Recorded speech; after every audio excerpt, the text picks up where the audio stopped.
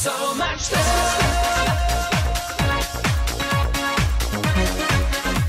I'm going around, all around. I'll never leave you, never let you. Salut, ce nouveau bulletin sera entièrement consacré à David Hallyday et son projet un peu dingue, Requiem pour un fou, un album, une tournée, dans lesquels David revisite ses plus grands tubes ainsi que ceux de son père Johnny. Réorchestration, réarrangement, rechanté, bien évidemment. Les premiers singles, Requiem pour un fou et le duo avec Johnny, 100%, ont été des vrais succès. L'album est sorti et maintenant David prépare la tournée, une tournée colossale qui fera plus de 100 dates. Explication sur ce projet familial et particulier de David Hallyday dans Médecine. Salut à toutes et à tous, c'est David Hallyday et vous êtes sur What's In. Yes.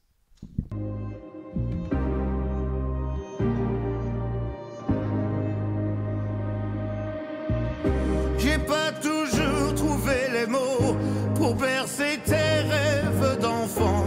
Ensemble on est devenus grands. En fait, j'ai commencé à réécouter mes premiers albums que je n'avais pas écouté depuis longtemps et je trouvais ça rigolo de reprendre des vieux titres comme High ou Lala, des chansons comme ça et de les refaire. Je trouvais qu'elles avaient un petit peu mal vieilli au niveau de la prod. C'était en plein milieu des années 80, le rock FM américain, tout ça, les prods ont un peu mal vieilli aujourd'hui. Je me suis dit tiens, je vais m'amuser à refaire ces titres-là.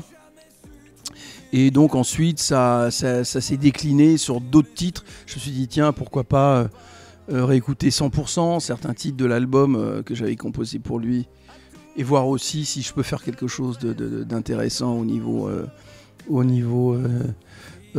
créatif, dans la prod, si je peux transformer un petit peu. Et puis ensuite voilà, c'est une succession d'événements qui ont fait que j'ai eu envie d'aller plus loin à chaque fois.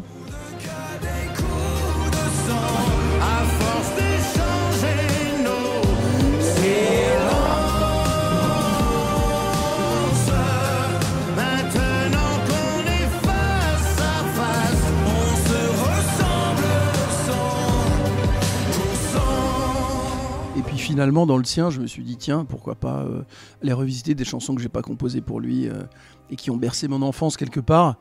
Et c'est ce que j'ai fait. Donc, au milieu, il s'est passé des choses aussi. J'ai écrit mon autobiographie où j'ai été replongé dans des souvenirs qui m'ont fait repenser à certaines choses aussi et qui m'ont donné l'envie.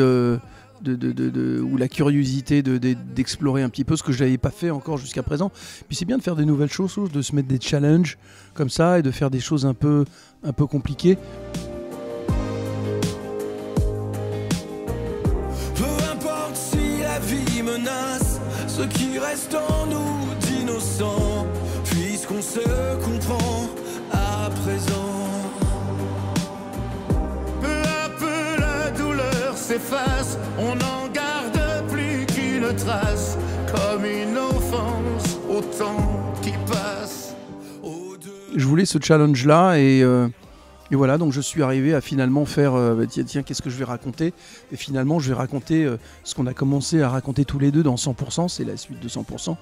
C'est ma vision de son œuvre et de la mienne, et de rassembler les deux et d'en faire quelque chose qui est un projet qui tient la route et qui est emblématique pour moi et où il y a un coefficient émotionnel énorme, familial pour moi. Donc voilà, je trouvais ça intéressant à faire.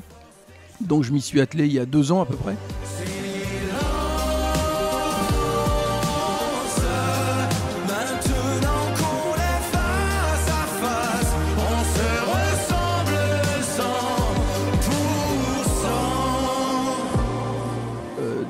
Découvrir des choses chez moi. Je me suis découvert des choses assez marrantes que je pensais pas faire en fait et donc ça c'était intéressant aussi, et puis de vivre avec les chansons aussi, il y a des chansons par exemple, des titres à lui et à moi, je me suis repris à 4-5 fois quoi, parce qu'il y avait plein de paramètres. D'abord le côté orchestral qui a toujours figuré dans ses albums.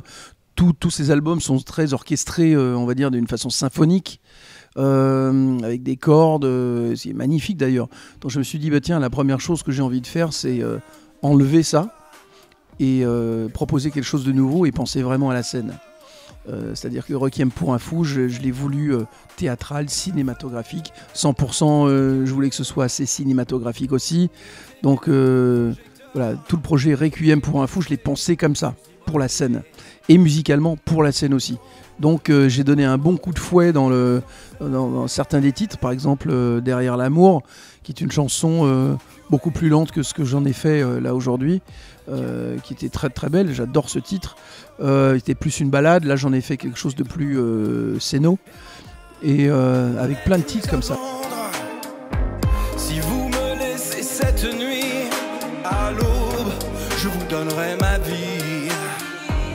À quoi me servirait ma vie sans elle?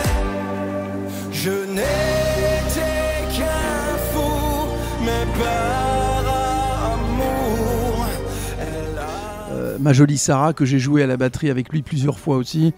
Je l'ai emmené un petit peu autre part, mais l'important c'était pour moi de garder l'essentiel des originaux, c'est-à-dire garder l'émotion première qu'il y avait, parce que je suis pas un DJ qui va aller faire une bossa dance. Je pense qu'il faut garder, proposer quelque chose de nouveau, mais voilà, en gardant l'émotion, la première émotion qui existait. Je pense que les gens apprécient ça.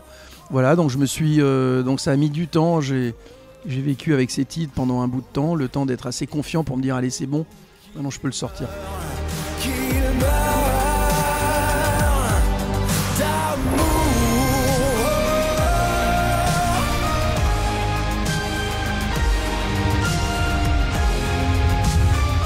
Enfin, il y a une succession d'événements à travers le temps qui ont fait que voilà, j'étais prêt, puis je trouvais que c'était un beau challenge artistique de le faire. Puis c'est bien, je trouve que c'est bien. Après, on peut sortir album sur album avec des thèmes différents et c'est pas moins intéressant, mais je trouvais que c'était vraiment du coup atypique de sortir un projet comme ça. Et je pense que c'est bien de ne pas lasser les gens avec les mêmes genres de projets aussi. Et puis en plus, c'est quelque chose qui veut dire énormément pour moi. Ça me tient vraiment à cœur.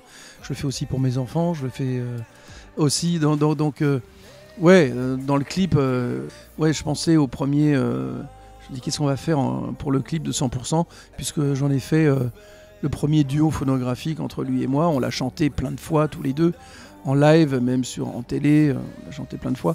Mais jamais, ça n'a jamais existé sur un album. Donc oui, donc je me suis dit, ouais, où est-ce qu'on va avec qu'est-ce qu'on fait, parce qu'on peut faire plein de choses. Je me suis dit que de retourner au début, c'était une bonne chose. J'aime bien les flashbacks, j'aime bien, et puis les gens se souviennent de ce clip visiblement. Là, j'avais fait mon petit sondage à l'époque, et je me suis dit c'est bien de retourner à la source et de mettre cette fois-ci pas 2 mais 3 générations de notre famille dans le même clip. Et je trouvais que c'était touchant et que ça pouvait éventuellement toucher les gens aussi.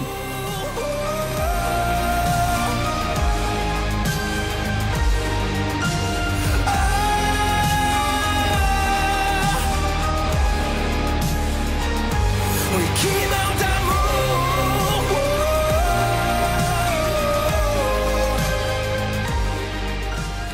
Mon choix a été porté sur ces chansons-là d'abord, et puis sur des périodes aussi. Moi j'adore la période évidemment fin 60, mais surtout 70, 80. Il y a eu des années très prolifiques dans les années 80, avec 3 albums consécutifs avec Berger, Goldman, qui ont été d'énormes albums. Et puis les années 90 un peu moins, et on reprend avec 100%, et donc ce sont surtout ces périodes-là qui moi m'ont attiré, et j'ai pris un petit peu le même fil rouge que celui que j'avais choisi pour composer 100%, l'album. C'était de me replonger dans toute sa discographie et de refaire, de composer des chansons qui, moi, me plaisaient quand j'étais gamin de lui. En fait, de reproduire, on va dire, cette espèce de parfum que je ressentais. Donc, c'était quelque chose de très sensitif pour moi, 100%. Donc, c'est un petit peu la ligne rouge que je m'étais donnée à l'époque. J'ai dit, voilà, si j'arrive à reproduire ce que j'aimais de lui quand j'étais petit, ce que j'entendais, ben, on en fera un album. Voilà, j'ai fait un peu pareil. portant ma croyance où tes pas me guidaient. Et pourtant, j'ai failli un instant, une absence, un oubli. Mais j'ai compris, le plus heureux des hommes ne cherche pas à voir. Travail autour. Mais c'était franchement, je regrette que ce soit fini presque. Parce que tout ce travail en studio, j'adore en fait. Toute cette espèce d'expérience de proposer des choses différentes, d'essayer de vivre avec. Et c'est des moments qui sont forts dans l'intimité.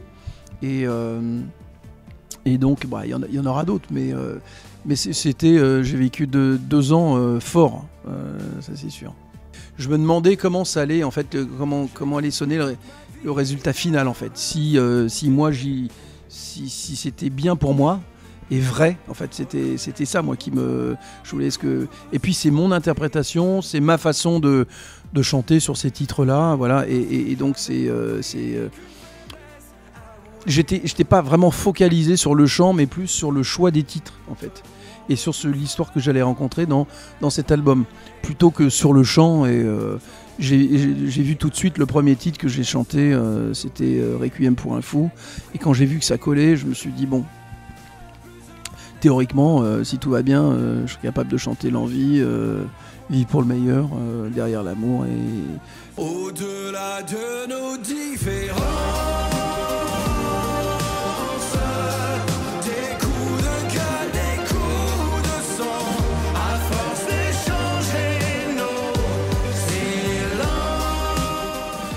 ouais, ça va être intéressant et on commence par sans date et puis on verra après. Mais après, c'est sans date, je pense que ce sera bien de changer un petit peu le show, de le faire évoluer aussi. Mais on commence avec quelque chose de fort, avec une grosse prod et on est en train de bosser dessus là en ce moment. Donc ça va être chouette. On est 6 en tout avec moi. Moi je dis, je voulais que ce soit théâtral, cinématographique. Dès que les gens vont rentrer dans la salle, ils vont être en immersion tout de suite. En fait, je veux que le show commence à partir du moment où les gens rentrent dans la salle, pas simplement mettre de la musique, tout allumer. Je veux qu'ils rentrent déjà dans quelque chose et qu'ils ressortent de là en ayant passé 2 heures dans une bulle, en fait, dans un truc spécial. Donc, on est en train de bosser là-dessus, ouais.